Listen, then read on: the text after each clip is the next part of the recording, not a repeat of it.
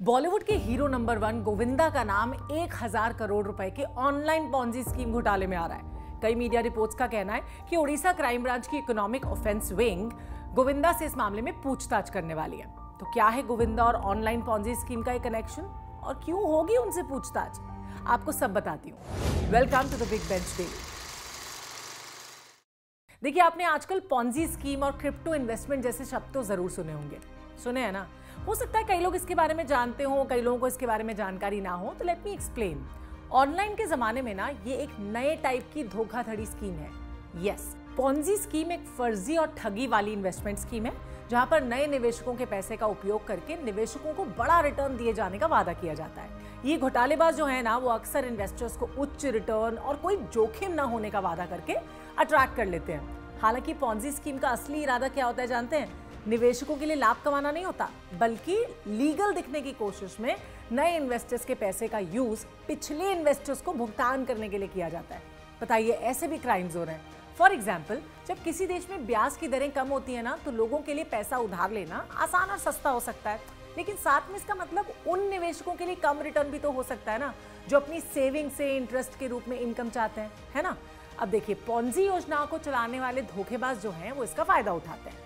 कम या बिना किसी जोखिम के उच्च ब्याज दरों की पेशकश करते हैं, मतलब आपको ज्यादा ब्याज मिल जाएगा ऐसा कहते हैं, जिससे निवेशकों को ना अपना पैसा लगाने के लिए अट्रैक्ट किया जाता है। अब कोई भी आपको अगर कह रहा है, मान लो फॉर एग्जांपल, कि आपको इन्वेस्ट करने पे इतना ज्यादा रिटर्न मिलेगा अगर आपको कहीं और इतना रिटर्न मिल रहा है, तो आप भी सोचोगे ना, चलो कर देती हूँ या कर देता हूँ इन्वेस्ट। ऐसा ही हो रहा है सारे इन्वेस्टर्स के साथ। फिर क्या होता है, ये स्कैम मास्टर्स नए निवेशकों के पैसे का उपयोग पुराने निवेशकों को वादा किए गए रिटर्न को चुकाने के लिए करते हैं। इससे ना एक अनस्टेबल रिटर्न का साइकिल बनता है और आखिर में एक पॉइंट ऐसा आता है जब ये पूरा सिस्टम क्रैश हो जाता है, तो कई लोगों के पैसे इसमें डूब जाते हैं। अब भारत से लेके विदेशों तक ऑनलाइन कई पॉन्जी स्कीम्स की योजनाएं चलती रहती हैं और लोग इसमें फंस भी जाते हैं, वो बहुत आसानी से। रिसेंटली उड़ीसा क्राइम ब्रांच की इकोनॉमिक ऑफेंस विंग ने 1000 करोड़ के पॉन्जी स्कीम का पर्दाफाश किया। इस स्कीम में ना सोलर टेक्नो अलायंस नाम की कंपनी शामिल है। ये कंपनी क्रिप्टो इन्वेस्टमेंट की आड़ में pyramid structured online Ponzi scheme चला रही थी और इस मामले में पिछले महीने 2 लोगों को गिरफ्तार भी किया गया था। और अब जानते हैं क्या, एक्टर गोविंदा का नाम भी इस कंपनी के कारण ही पॉन्जी स्कीम में आ गया है।